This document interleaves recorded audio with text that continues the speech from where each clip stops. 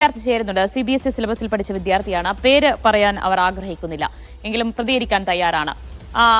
നിലവിലെ ഈ ഏകീകരണം സംബന്ധിച്ച് എന്തൊക്കെ പരാതികളാണ് മുന്നോട്ട് വയ്ക്കാനുള്ളത്? ഈ ഒരു ഏകീകരണം കുറച്ചും കൂടെ നന്നായിട്ട് ആവട്ടെ.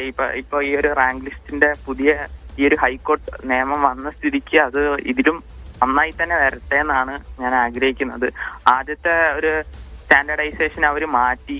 അത് മാറ്റിയത് ഞങ്ങളെ പോലത്തെ ചില വിദ്യാർത്ഥികൾക്ക് വളരെ രൂക്ഷമായ രീതിയിലാണ് ഇത് ഞങ്ങളെ റാങ്കിനെ എഫക്ട് ചെയ്തിരിക്കുന്നത്. അത് സ്റ്റേറ്റ് എന്നല്ല CBSE എന്നല്ല, രണ്ടുപേർക്കും തുല്യമായിട്ട് ചില വിദ്യാർത്ഥികൾക്ക് അങ്ങനെ വന്നിട്ടുണ്ട്. കുറച്ച് പ്രശ്നങ്ങൾ വന്നിട്ടുണ്ട്. അതിനെ കുറിച്ച് കുറെ ഡിസ്കഷൻസ് ഒക്കെ നടന്നിരുന്നു. താങ്കൾ റാങ്ക് ലിസ്റ്റിൽ ഇടം പിടിച്ച ഒരു വ്യക്തിയല്ലേ?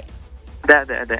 എനിക്ക് എന്റെ അതേ മാർക്കുള്ള കുട്ടികൾക്ക് കഴിഞ്ഞ വർഷത്തെ ഇതേ മാർക്കിന്റെ റാങ്ക് ലിസ്റ്റ് വെച്ച് നോക്കുമ്പോൾ ഒരു 8,000 9,000 റേഞ്ചിൽ വരുന്ന ഒരു റാങ്ക് ആയിരുന്നു അന്ന്. അതിന് മുകളിലേക്ക് വരായിരുന്നു. പക്ഷെ ഈ വർഷം എനിക്ക് ഈ പുതിയ സ്റ്റാൻഡേർഡൈസേഷൻ കാരണം 14,000 ആണ് റാങ്ക് വന്നിരിക്കുന്നത്. അപ്പൊ അത് വെച്ചിട്ട് ഒരു നല്ല പ്രൈവറ്റ് കോളേജിൽ പോലും കിട്ടാത്ത അവസ്ഥയിലേക്കാണ് പോകുന്ന കാര്യങ്ങൾ. അല്ലെ, ഇപ്പോഴത്തെ ഈ സ്റ്റാൻഡേർഡൈസേഷനിലെ പ്രശ്നങ്ങൾ എന്തൊക്കെ പ്രശ്നങ്ങൾ ഉണ്ടെന്നാണ് പറയുന്നത്?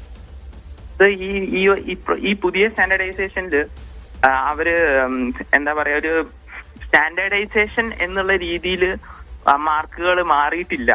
സ്റ്റാൻഡേർഡൈസേഷൻ ഇല്ലാത്ത രീതിയിൽ തന്നെയാണ് അവര് പ്രഖ്യാപിച്ചിരിക്കുന്നത്. കാരണം ആദ്യത്തെ ടോപ്പറിന്റെ മാർക്ക് വെച്ചാണ് ബാക്കി എല്ലാവരുടെ മാർക്കും അവർ കമ്പയർ ചെയ്യുന്നത്. ഇതിൽ സ്റ്റേറ്റ് വിദ്യാർത്ഥികൾക്ക് കുറച്ചും കൂടെ മാർക്ക് ആ രീതിയിൽ വരുമ്പോൾ കുറച്ച് കൂടും. ഞങ്ങൾക്ക് മാർക്ക് കുറയും എന്നല്ല, പക്ഷെ ഞങ്ങൾക്ക് കൂടുതൽ പ്രാധാന്യം ഈ റാങ്ക് ലിസ്റ്റിൽ ഏറ്റവും മുകളിൽ വരാൻ സാധ്യതയുള്ളത് കേരള സിലബസുകാരായി പോകും അല്ലെ? കേരള സിലബസുകാരാണ്. സ്റ്റേറ്റിലെ ആ ഒരു കേരള സിലബസുകാർക്ക് കുറച്ചും കൂടെ ഒരു റാങ്കിൽ മുകളിലേക്ക് വരാൻ ചാൻസ് ഉണ്ട്. ഞങ്ങള് എന്തായാലും പോവാൻ ഒരു ചാൻസ് കൂടുതലാണ്. അതുകൊണ്ടാണ്. പക്ഷേ ഒരു കാര്യം കൂടി ചോദിക്കട്ടെ, ഇതിപ്പോൾ ഇപ്പോഴത്തെ ഫലം റദ്ദാക്കിയിരിക്കുകയാണ്. ഇനിയിപ്പോൾ പുതിയ ഒരു ഫോർമുലയൊക്കെ ഉണ്ടാക്കണം, വീണ്ടും റാങ്ക് ലിസ്റ്റ് പുനഃക്രമീകരിക്കണം. അത് പക്ഷേ ഇപ്പോഴത്തെ ഈ പ്രവേശന നടപടികളൊക്കെ ഇങ്ങനെ അനന്തമായി നീളാൻ കൂടി കാരണമായില്ലേ? അനന്തമായി നീളാൻ കാരണം അതിൽ എല്ലാവർക്കും വിഷമമുണ്ട്.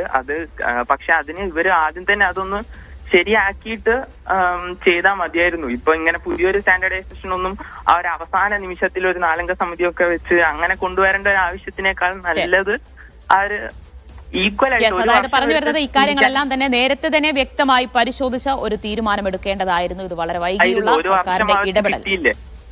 ഒരു വർഷം അവർക്ക് അത് തീരുമാനം എടുക്കായിരുന്നു. അതാണ്. നന്ദി പ്രതികരിച്ചതിന്. എന്തായാലും അധികം വൈകാതെ തന്നെ ഇക്കാര്യത്തിൽ സർക്കാരിന്റെ നിലപാട് സംബന്ധിച്ച്, നീക്കങ്ങൾ സംബന്ധിച്ച ഉന്നത വിദ്യാഭ്യാസ മന്ത്രി ആർ ബിന്ദു മാധ്യമങ്ങളെ കണ്ട് വിശദീകരിക്കും.